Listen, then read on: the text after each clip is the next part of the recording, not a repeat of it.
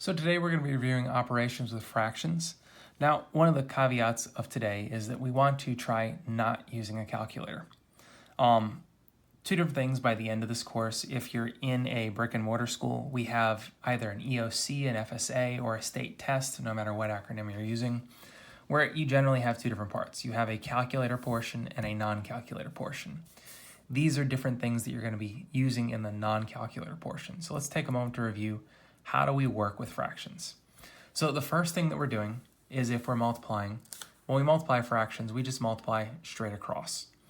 When we see the little dot in the middle, what we're going to immediately assume, and let's do this in purple, is we're assuming that with the dot, I'm saying 1 times 5 over 2 times 4. I'm checking for a reduction, and if nothing reduces here, then I'm going to go ahead and I'm going to multiply it. 1 times 5 gives me 5. 2 times 4 gives me 8. And that's it.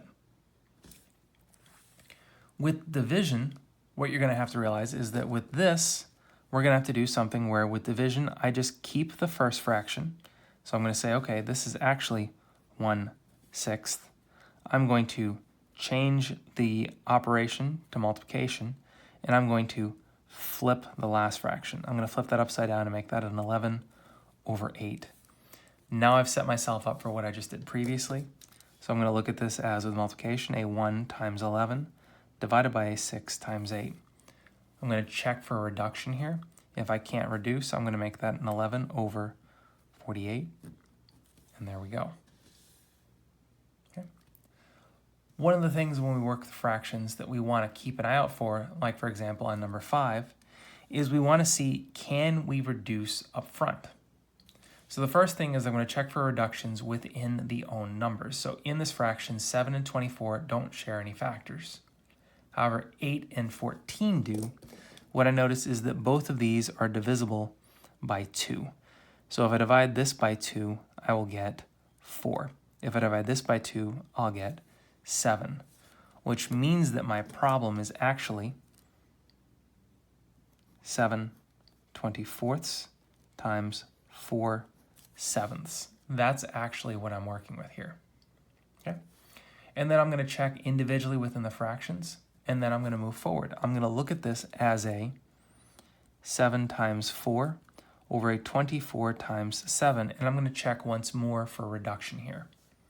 Now in the reduction, what I notice is that it has to be in the top and in the bottom, and it all has to be connected via multiplication or division. So with this one, it was connected via division. All of this is connected with multiplication division, so I can reduce. If there is a plus sign, like let's say I have a plus 7 over 4, I cannot reduce with that right here. This is a different operation that follows a different subset of rules. But if we're looking for a reduction, what I notice is I have a 4 and a 24. Both of these are divisible by 4. So 4 divided by 4 gives me 1. 24 divided by 4 gives me 6. So I'm going to rewrite that as 7 times 1 over 6 times 7. You'll also notice that the 7's reduce. So 7 and 7 are both divisible by, you guessed it, 7. So this 7 reduces down to 1, and this reduces down to 1. So what I'm left with is 1 times 1 over 6 times 1, which gives me 1 over 6, and there we go. Now, this is a specific way to solve this. Now, what you could do, and this is completely acceptable, but in my opinion, it's a little bit more troublesome as we work through this, is if I work through and I say, okay, well, let's look at the original problem. 7 times 8, I get 56. If I look at 24 times 14, well, first off, that's going to be a big number. Let's see, 24 times 10 is 240. 4 times 24, that's going to be 80 plus 16. It's going to be 96 plus 240. So 240 plus 90 is going to be 330, 336. Okay, once you get to this, you're going to have to spot what it reduces by in this, and it's going to take you a lot longer. Because I don't know about you, but I don't necessarily know that 336 is divisible by 7 off the top of my head. I'm going to have to see that later on. So this is a way to quickly reduce things in a manner that we can spot, because with this I would have to reduce this by 2 because I notice they're even. That'd give me what, 25 plus 3, 28. Divide this by 2, that's 150 plus 18, 168. I divide this by 2 again. That's going to give me 84. And then at this point you might notice, hold on, am I still divisible? Yeah, I'm still divisible by 2. So 7, 42. And then yes, I can spot it's divisible by 7, which would give me 1/6. I'll get the same spot, but it's a lot harder in the beginning. So I generally recommend reduce as you go so that the final step, when we go ahead and we multiply, are the numbers that are as small as possible, so I don't need to reduce my final fraction. Again, either way works. I'm going to recommend this way as we work through the next few problems. Okay. It works the same with division problems. The big with division, remember we just keep, change, flip. I'm going to check for reduction. That doesn't reduce. That doesn't reduce. So let's go ahead and keep this. 9, 10. I'm going to change this to multiplication, and I'm going to flip that last one, 25 over 18. Okay. I've already checked for reduction, so it's not going to suddenly reduce in this step, but it will reduce once I put them together in a 9 by 25 over a 10 by 18. What I notice is that 25 and 10 are both divisible by 5, which will give me a 9 by 3 over 2 by 18. And then you'll notice that the 9 and the 18 are also divisible by 9. 9 divided by 9 gives me 1. 18 divided by 9 gives me 2, which actually means it's 1 times 3 by 2 times 2. So 3 over 4. And in essence, by doing the reduction as we go, I don't need to reduce this. Like we said, if I just go ahead and I work through it, I'm going to have to reduce this until I get to the end. And sometimes it's obvious as to when I reach it, sometimes it is not. So I recommend reducing as we go. So we've got a couple where they're chaining, and chaining isn't as bad as you think. With this, because all three of them are multiplied together, we can immediately look at that and say, okay, does this reduce? Does this reduce? Does this reduce? No. Okay, well that is going to be a 2 times 3 times 4 over 3 times 4 times 5. Okay? And we immediately notice that when I group them together like this, 3 and 3 are both divisible by 3. 1, 1. And I'm going to go ahead and I'm going to reduce a few more. So let's do this in a different color. How about in green? 4 and 4. Now I could do 2 and 4, but that would mean I'd have a 1 and a 2, which then I'd have to do this again. So I'm going to go ahead and just hit the 4 by 4. 4 divides by 4. 4 divides by 4. Perfect. Which means that my actual problem is 2 times 1 times 1 over 1 times 1 times 5, which is 2/5. Perfect. Again, if you did the other method, it's a perfectly valid method. Let's just say I multiply straight across. 2 times 3 is 6. 6 times 4 is 24. 3 by 4 is 12. Times 5 is 60. I'm going to have to reduce this. And again, if you are having trouble with spotting the factors, this is a lot more difficult, in my opinion, than spotting this right here. Because let's say we assume the worst. I notice these are divisible by 2, so 12 over 30. I notice these are even again, so I'm going to divide by 2. Oh, 6 is divisible by 3, so let me try the 3. So that'll leave me with 2 over 5. Do I get to the same answer? Yes. In my opinion, is that more difficult to do? Yeah. So why not make it as easy as possible up front? If we had something like this, when we have chained division, we're just going to follow this as is. Now, division is done left to right, so I'm going to keep this, change, and then flip. But first off, I'm going to check to see, can I reduce anything? And yes, I can. I can reduce this over here. 20 and 12 are both divisible by, let's see, the number 4. So if I divide 20 by 4, I get 5. 12 divided by 4 is 3. So I'm going to carry that down here in just a moment. So keep, change, flip. Okay. And then I still have this pesky little divide by, now that it's reduced, 5/3. Well, now here's the thing. If this is multiplied together, then I know that this is going to be looked at as, and let's draw my arrow up here so that I can do this again. If I multiply this straight across, I'm left with 5 times 9 over 3 times 10 divided by 5/3. I have a fraction divided by a fraction. Guess what? Before I even simplify my purple fraction here, I am going to keep, change, flip one more time. So let's say this is 5, 9, 3, 10 times 3/5. Perfect. So now we can go through and we can work this. Drag this up here. Okay. So I have 5 times 9 times 3 over 3 times 10 times 5. Now we can reduce this. Now realize also at any point if you want to reduce this, I could have reduced this 5 and 10 and this 9 and 3 here, but I wanted to show you how this works. If I keep, change, flip, what essence I do is I take the product of this and then I keep, change, flip.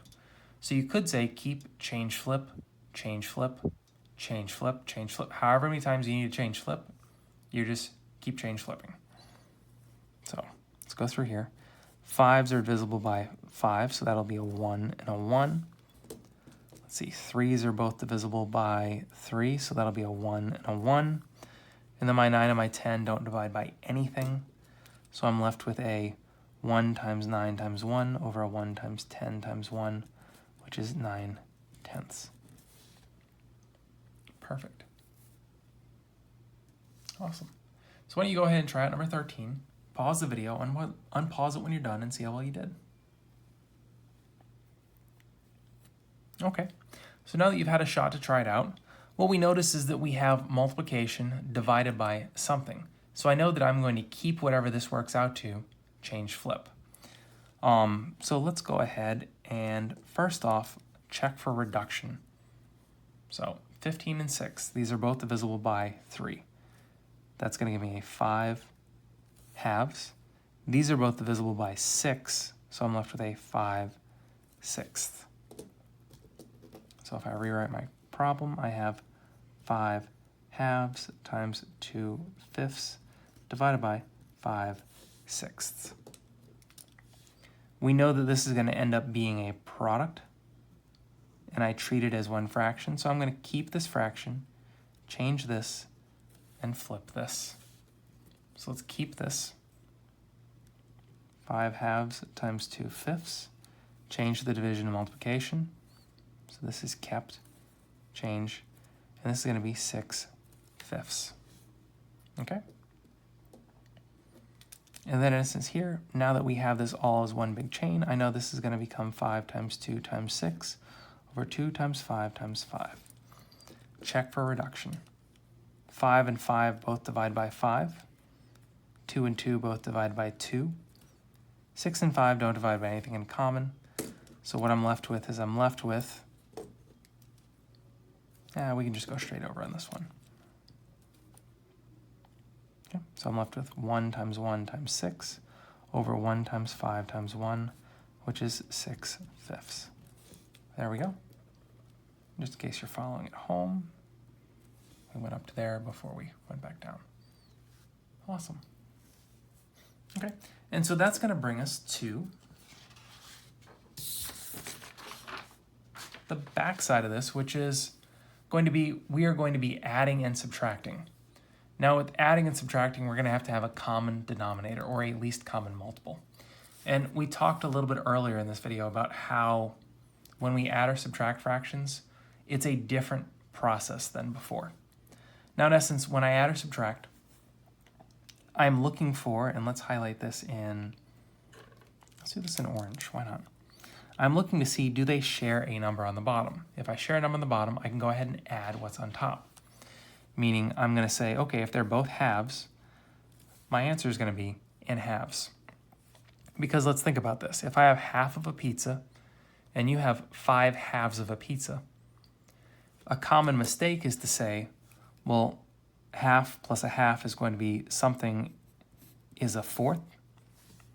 But if I think about it in terms of pizza, my half of a pizza and your 5 halves of a pizza, if we put all those pizzas in a giant stack, are they suddenly going to change the size of the slices? Well, no. We're not going to change the size of the slices. They're going to stay halves of a pizza. No matter how many we pop in that pile, it's still going to be a half. So we're not going to be adding that denominator. We're going to be keeping the denominator. But I'm going to take my 1 half and your 5 halves, and we now have together 6 halves.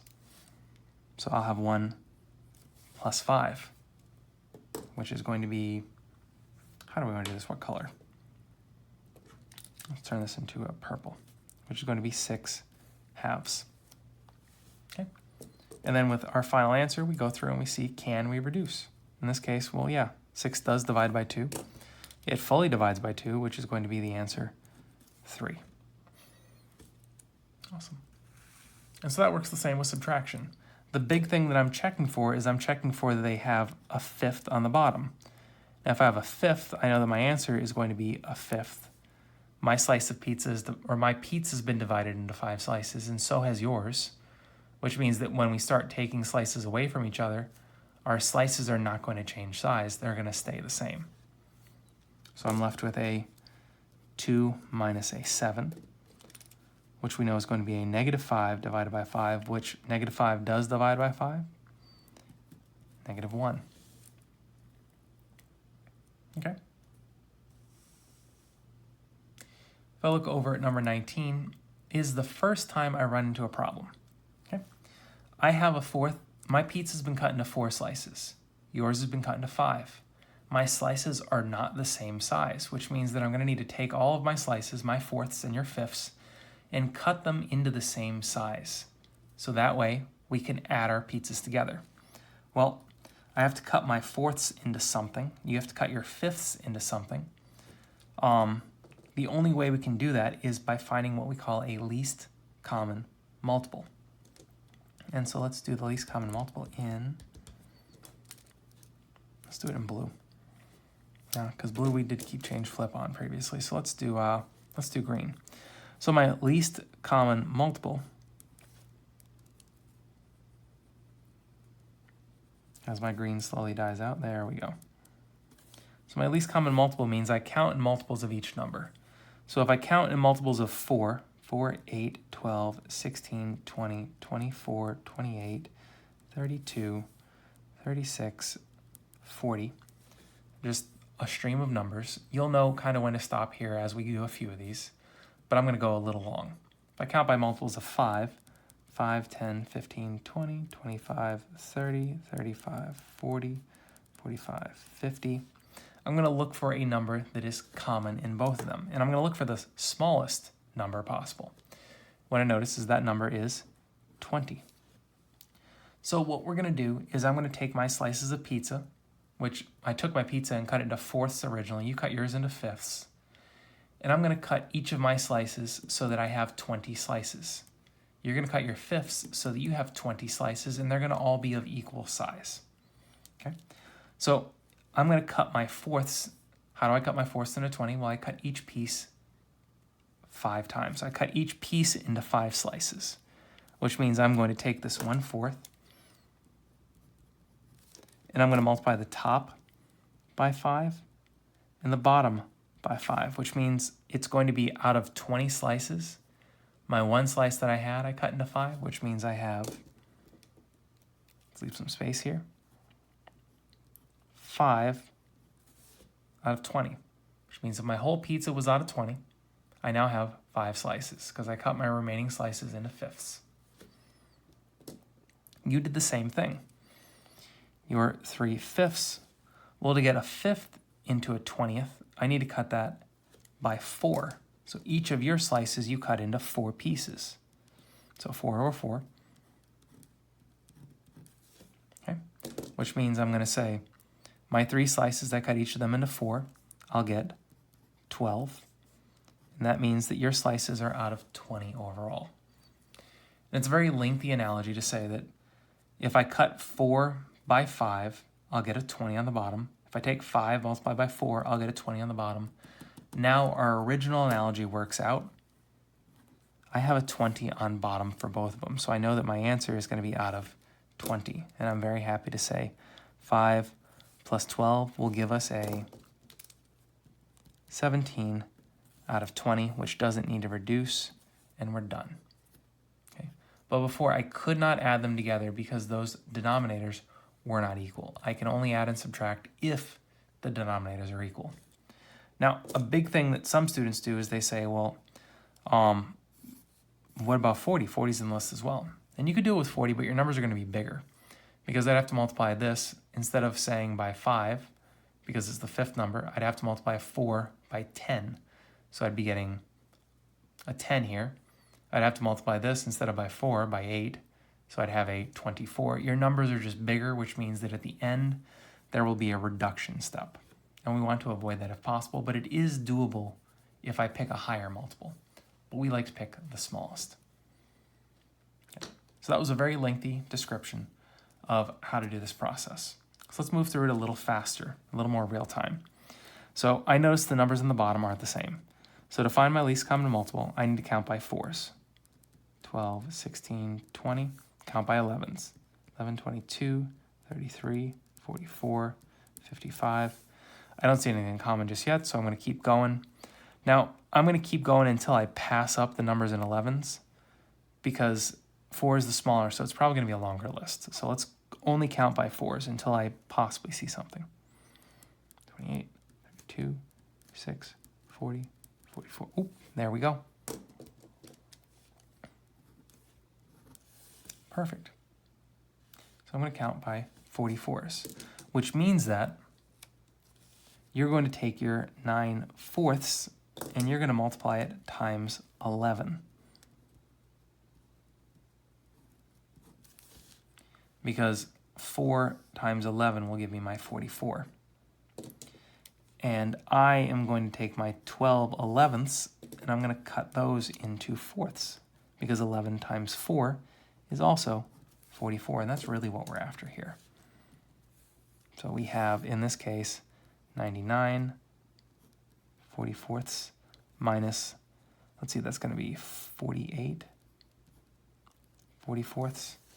And now, lo and behold, when we see this, they're both over 44, which means my answer is over 44. And so I'm going to have 99 minus 48. 99 minus 48 is going to give me, let's see, 51. Yeah, 51. 51 44ths. Does that need to be reduced? No, it does not. Perfect. So if I look at number 23, let's do the same thing. In fact, why don't you go ahead and try number 23? Number 23 is a complex one because you're going to have to do it once and then twice, or if you know the secret, you can do it all at once. Go ahead and try number 23. Pause the video and pause when you're done and see how well you did. Okay.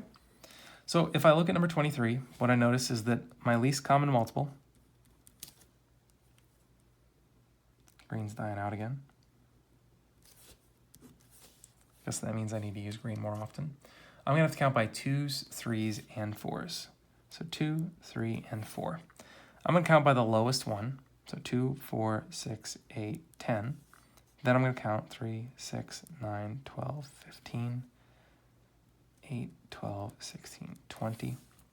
And then in essence, because I counted a few with 4, I'm going to count up with the lower numbers until I pass this. So 12, 14, 16, 18, 20, 15, 18, 21. So now that I'm at around the 20 marker on all three lists, I'm going to look through and see, do I spot anything? And the answer is yes. You should spot that 12 is in all three of these, which means that 2 times what gives me 12? Well, this top and bottom is going to be multiplied by, let's see, times 1, 2, 3, 4, 5, 6. I'm going to multiply this 1/2 times 6 over 6. 3 to get to 12 is going to be multiplied by 4. So 1/3 third is going to be multiplied by 4 fourths. And then 4 to multiply by 12 is going to be by 3. So I'm going to multiply by 3 thirds. And this will give me 6 twelfths plus 4 twelfths plus 3 twelfths. Now that all three of them are over the number 12, I can go ahead and say whatever 6 plus 4 plus 3 is going to be our answer. In this case, this is going to be 13 twelfths. Okay, perfect. So how would you do? Now, if you did it in 2 steps where you added the 1/2 and the 1/3 together, and then you added that number to 1/4, that still works. It might have taken you a few more steps, but you should have gotten the same answer here, because that would mean I'd probably multiply this by 3 by 3 and this by 2 over 2. So that'd be a 3 plus 2, so I'd get 5/6 plus my 1/4, which would leave me with, let's see, 6 and 4. I'd end up with a multiple of, 12 again. So 6 and 4, I would say 5/6 would be 10 twelfths. This would be 3 twelfths. 10 twelfths and 3 twelfths gives me 13 twelfths. So I'll still get to the same spot, even if I did 1 and then the second. So one more.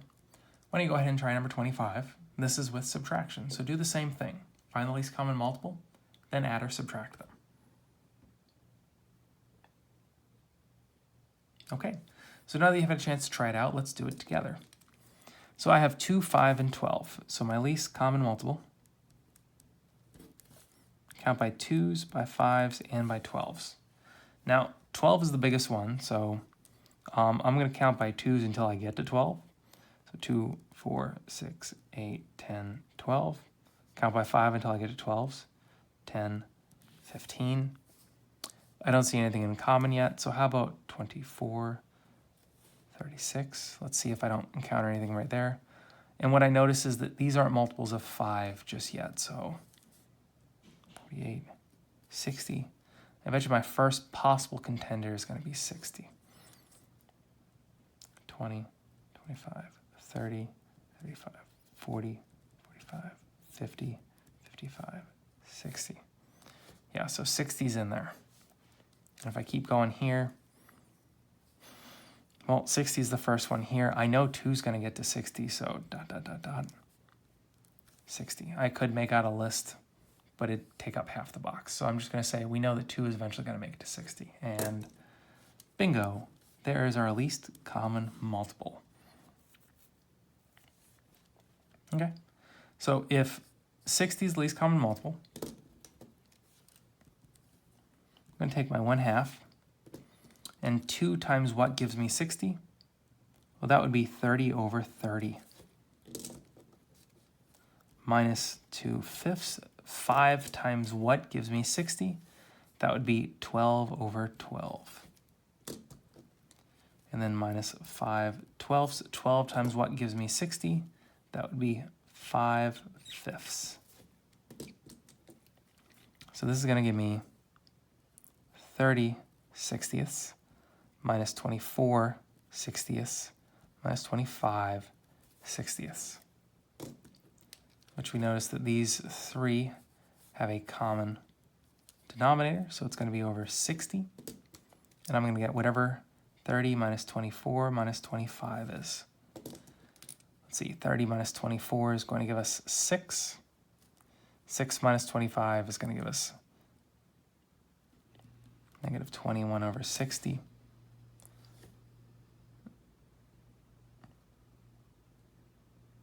Hold on. So we're going to have 6 minus 25. That's minus 19.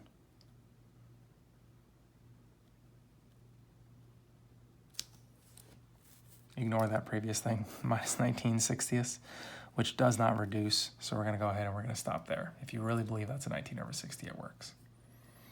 Awesome. And so the last thing is a concept that we're going to be looking at, and it says the following problems use mixed numbers. This does not imply a multiplication. One of the things that you're going to hear throughout this series of videos, and specifically going on, is that mixed numbers generally just aren't used in math after this point. We know what they are and we know how to work with them, but realistically, with algebra, with geometry, with calculus, with trig, we don't really use the mixed numbers because of what it looks like they're suggesting. If I look at this question as an algebra student, I should think, oh, well, this is 4, I don't see a symbol between there, times 1/2. I should look at it as 2 times 1/3, 1 times 1/4. I had to actually indicate these are mixed numbers. That's not what they're implying, because normally I would think of it as, okay, 4 times 1/2 is 4 halves, this is 2/3, and this is 1/4. Let me work with that. But mixed numbers don't. Mixed numbers imply a small subset of addition, which complicates matters, because this is really saying there's an implied plus sign, which goes against everything else we do throughout the entire course. So that's why mixed numbers are not used. Ever. We just don't really use them. If we do use them in a problem, we generally have to tell you these are mixed numbers. So common practice, when giving a final answer like we've done throughout this, don't make it into a mixed number. Don't say this is 1 and 1/12. Don't say this is 1 and 7/44. Don't say that, well, those are all whole numbers. Just go ahead and list them as an improper fraction like we've been doing. We don't bother turning them into a mixed number because, again, they violate all the other rules that we generally do. So how do we turn the mixed number into something that we're going to add? Well, what we're going to do is we're going to take this and we're going to say, okay, let's do this in, not blue. 4 is over a 1, 2 is over a 1, and 1 is over a 1. If I want to turn a 4th into a half, I'm going to say 4 times 2, because it's going to be multiplied by a 2 over 2, like we did up here, to get it into a common fraction. So when we do mixed numbers, the caveat is, or the mnemonic device, whatever you want to call it, is 4 times 2 plus 1. 4 times 2 is 8, plus 1 is 9. And this will give us 9 halves. Plus, I have another mixed number, 2 times 3 is 6, plus 1 is 7/3. Minus 1 times 4 is 4, plus 1 is 5. And what we notice is that no matter if there's a plus or a minus, I do the same thing to each one of them. Times plus, times plus, times plus. Because remember, the mixed numbers imply a hidden addition sign. And then from this, I do the same thing that I've been doing. I find the least common multiple. I definitely need to use green more often. Of 2, 3, and 4, which we know is going to be 12. That's going to be my least common multiple here. So if I need to get 12, this 2 is going to be multiplied by a 6 over 6. This is going to be multiplied by a 4 over 4. And this is going to be multiplied by a 3 over 3. And let's see what we get. Well, times 6, I get 54 twelfths plus 28 twelfths minus 15 twelfths. And with that common denominator, we get a denominator of 12. 54 plus 28 minus 15 is going to give us 67. That does not reduce, and so that's going to be how we add these mixed numbers. Again, for a last rendition, please keep in mind mixed numbers from this point forward are not going to be used. So if you see a question like this, generally in the instructions, it will say mixed numbers. If not, assume that this is multiplication. Assume that this is multiplication. Assume that this is multiplication. But that being said, that's operations of fractions. There you go.